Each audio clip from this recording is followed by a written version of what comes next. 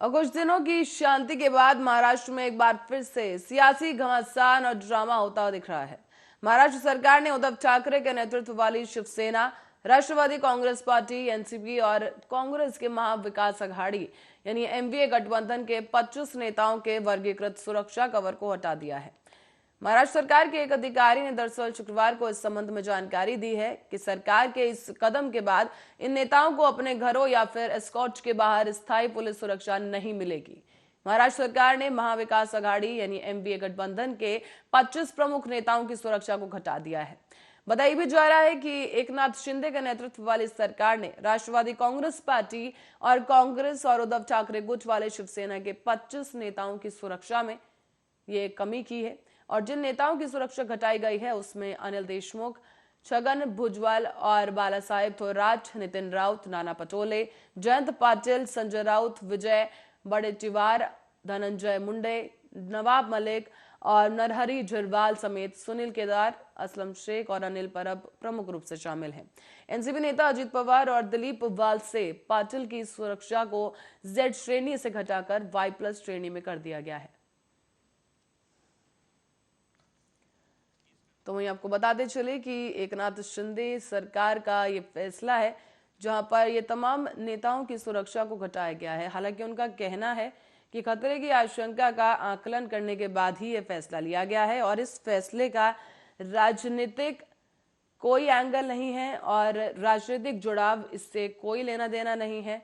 ये फैसला मूल रूप से खतरे की आशंका का आकलन करने के बाद ही लिया गया है। लेकिन इसके बाद जो राजनीतिक गलियारे हैं उनमें हलचल तेज हो गई है। महाराष्ट्र में एक बार फिर से महागठबंधन और शिंदे सरकार के बीच में तनातनी का माहौल है, क्योंकि 25 नेताओं की जो सुरक्षा कैटेगरी है यानी सुरक्षा का जो कवर उन्हें दिया जाता है उसमें कमी कर दी गई है और कुछ की सुरक्षा को हटा दिया गया है। आपको बता दें कि इस दौरान उद्धव ठाकरे और उनके परिजनों की सुरक्षा में कोई बदलाव नहीं किया गया है, उनकी सुरक्षा बरकरार है। एनसीपी प्रमुख शरद पवार की भी सुरक्षा बरकरार है, साथ ही उनकी बेटी की भी सुरक्षा बरकरार है। लेकिन कुछ और नेताओं के नाम यहाँ पर शामिल हैं जिनकी सुरक्षा को घटा दिया गया है। साथ ही आपको ये भी बता दें कि कई कद्दावर नेता ऐसे भी हैं तो उनकी सुरक्षा को भी बरकरार रखा गया है। और इसी खबर पर ज्यादा जानकारी के लिए हमारे संवाददाता शिरीष हमारे साथ जुड़ चुके हैं। शिरीष, आपसे जानना चाहेंगे कि इस फैसले का महाराष्ट्र में क्या प्रतिक्रिया देखने को मिल रही है, क्या रिस्पांस सामने आ रहा है? नहीं, जिस तरह से उद्धव गुट के नेताओं की सुरक्षा हटाई गई है और उद्धव के खासगी सचिव हैं, मतलब मुख्य सचिव हैं मिलिंद नार्वेकर जी, उनकी एक तरफ सुरक्षा बढ़ा दी गई है। तो और पिछले कई दिनों से ये भी खबर आ रही थी कि मिलिंद नार्वेकर जी जो है वो कहीं न कहीं भारतीय जनता पार्टी के नेताओं के संपर्क में है। अभी हाल ही में जब गणेशोत्सव का माहौल था उस समय भी मुख्यमंत्री एकनाथ शिंदे किसी भी उद्धव गुट के नेता के घर पे तो विजिट नहीं किए, लेकिन उन्होंने खास करके मिलिंद नार्वेकर के घर पे जाकर के आई हुई गणपति के दर्शन किए और उन्हें शुभेच्छाएं दी थी।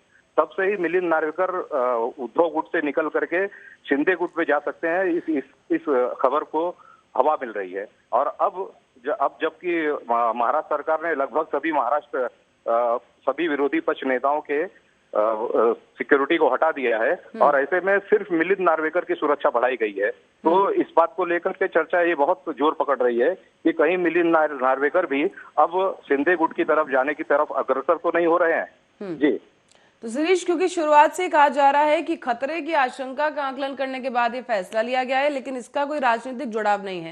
लेकिन जैसा कि आप बता रहे हैं तो इससे ये राजनीतिक एंगल जरूर निकलकर सामने आ रहा है।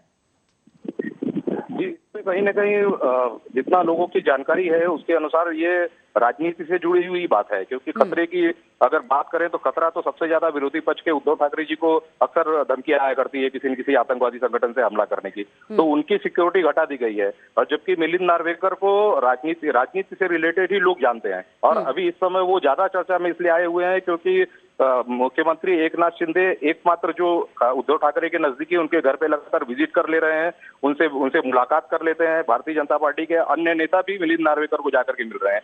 ऐसे हालात में एक पार्टी के प्रमुख की आप एक तरफ सुरक्षा घटा दे रहे हैं और उसी पार्टी प्रमुख के सचिव की सुरक्षा व्यवस्था बढ़ा दे रहे हैं, तो इसका सीधा सीधा अर्थ निकाला जा सकता है ना कि उनकी सुरक्षा को लेकर के कोई मामला नहीं है, ये बेसिक मामला यही है कि कहीं न कहीं मिलिंद नार्वेकर और शिंदे गुट की नजदीकियां बढ़ रही हैं। पर शिरीष, इस दौरान पूर्व सीएम उद्धव ठाकरे की सुरक्षा को बरकरार रखा गया है, उनके परिवार की सुरक्षा को भी बरकरार रखा गया है। शरद पवार और उनकी बेटी जो कि सांसद हैं सुप्रिया, उनकी भी सुरक्षा को बरकरार रखा गया है। तो फिर इसके बाद अब शिवसेना के पास क्या विकल्प बचता है जब ये फैसला लिया गया? नहीं, शिवसेना के पास कोई विकल्प तो नहीं बचता। उनकी उनकी सुरक्षा घटाई नहीं गई है, उनकी सुरक्षा एज इट इज रखी गई है। जैसी सुरक्षा थी उसको बनाए रखी गई है।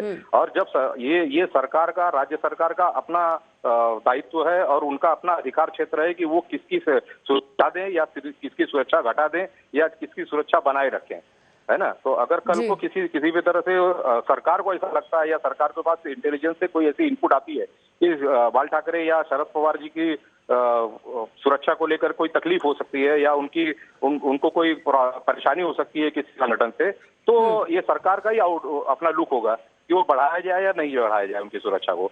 तो इसको लेकर के उनके रुख को जानने की, मतलब उनके रुख को जानने की बहुत ज्यादा आवश्यकता भी नहीं पड़ती है। जी शिरीष, धन्यवाद इस जानकारी के लिए। दर्शकों को बता दें कि महाविकास अघाड़ी के करीब 25 नेता ऐसे हैं जिनकी सुरक्षा को घटा दिया गया है और एकनाथ शिंदे सरकार का ये बड़ा फैसला है। लेकिन इस फैसले के, चाहे भले ही वो कह दें कि कोई राजनीतिक इसका जुड़ाव नहीं है, लेकिन सीधा सीधा इसका राजनीति पर असर पड़ रहा है, क्योंकि कुछ नाम ऐसे हैं जिनको लेकर विवाद की स्थिति है।